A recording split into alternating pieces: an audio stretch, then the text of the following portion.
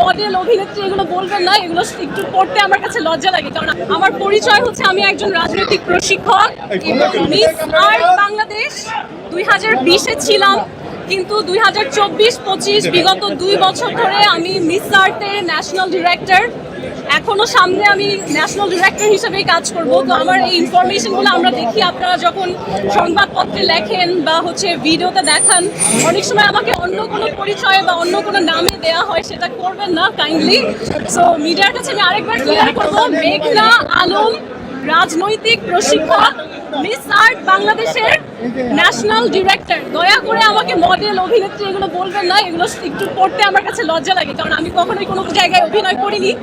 যদি আমাকে দেখে মডেল অভিনেত্রী মনে হয়, thank you very much, I take it as a compliment, but my identity should be correct. সব জায়গায় যেখানে যেখানে ইউজ করবেন, কিপ দ্য কারেক্ট আইডেন্টিটি। আর আদালতে আসলে আমার মনে হয় ইনভেস্টিগেশন প্রসিডিউরটা চলছে এবং এটা যাতে আরো ত্বরান্বিত হয়। আজকে জাজ বললেন যে তারাও তাগিদ দেবেন, তো আমি একটু মনে করি যে আমরা আশাবাদী হতে পারি। আর এই তো আপু যে কথাটি বলছিল যে আপনার যে ডিভাইসগুলো জমা ছিল এগুলো আপনি ফেরত পেয়েছেন কিনা, বা এগুলো কি প্রসেসিং এখন চলছে? I have the same question as you. আমিও আসলে এই প্রশ্নটাই করছি যে সেটা নিয়ে কি হচ্ছে, এবং আমি আশা করি যে খুব দ্রুতই আমরা জানতে পারবো, because I am also confuse what's happening. তবে এটা আসলে একটা ভুয়া ফালতু মামলা, এটা আমরা এখন সবাই বুঝি। আমি দেখি যে মানে একদম শুরু থেকে যারা যারা জড়িত ছিল আমার জেলের সময়ে, ইনফ্যাক্ট আমাকে হচ্ছে যারা তখনকার সময় ডিবিতে ছিল, প্রতিটা মানুষই আসলে এখন আমার সাপোর্টারে পরিণত হয়েছে। সবাই আমার ফেসবুক ফ্রেন্ড, সবার সাথে আমরা হাসি মুখে কথা বলি। সো সবাই বুঝতে পারছে যে এটা একটা তুচ্ছ ফালতু মামলা, ফ্রিভলাস মামলা।